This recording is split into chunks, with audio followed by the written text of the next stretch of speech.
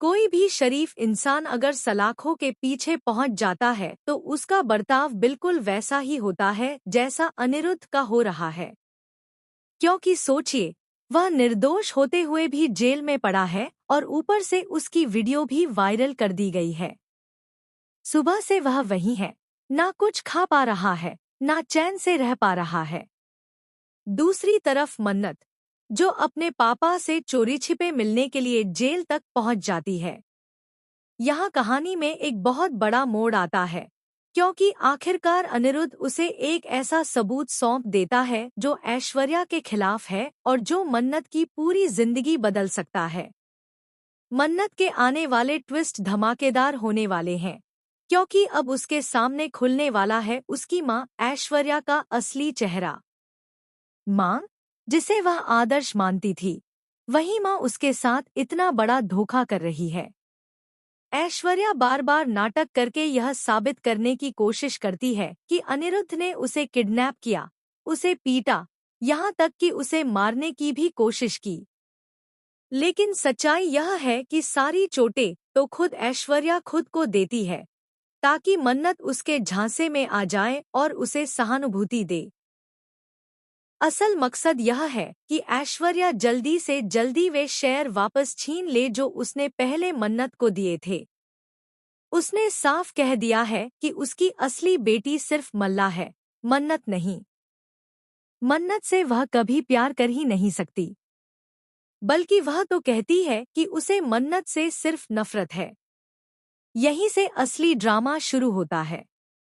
जब अनिरुद्ध और ऐश्वर्या के बीच भिड़ंत होती है और बंदूक हाथ में आ जाती है, तो गोली सीधे मन्नत को लग जाती है। सब दंग रह जाते हैं, लेकिन किस्मत से मन्नत बच जाती है। इस हादसे के बाद विक्रांत, जो प्यार में अंधा हो चुका है और सच झूठ में फर्क नहीं कर पा रहा, गिरुद को गिरफ्तार करवा देता है। मन्नत भी इस पूरे खेल में अपनी मां की बातों में फंस चुकी है और अपने पापा को गलत समझ रही है। अनिरुद्ध जेल में बैठा गिड़गिड़ाकर माफी मांग रहा है, बार बार कह रहा है कि वह निर्दोष है, लेकिन कोई उसकी बात सुनने को तैयार ही नहीं। इसके विपरीत मन्नत बाहर अनिरुद्ध के साथ डांस करती है, खुशियां मनाती है और अपने असली पिता की पीड़ा को भूल चुकी है। हालांकि वरुण इस मामले में एक बड़ा कदम उठाता है और अनिरुद्ध को जेल से बाहर निकालने में सफल हो जाता है। लेकिन कहानी यहीं खत्म नहीं होती। जेल से निकलने के बाद मन्नत एक भावुक मोड़ पर अपने पापा से हाथ जोड़कर माफी मांगती नजर आती है।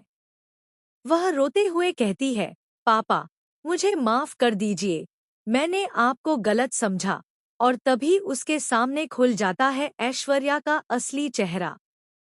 जब अनिरुद्ध यह कहता है कि उसे भी एक मौका मिलना चाहिए खुद को बेगुनाह साबित करने का, तब मन्नत सहमत हो जाती है।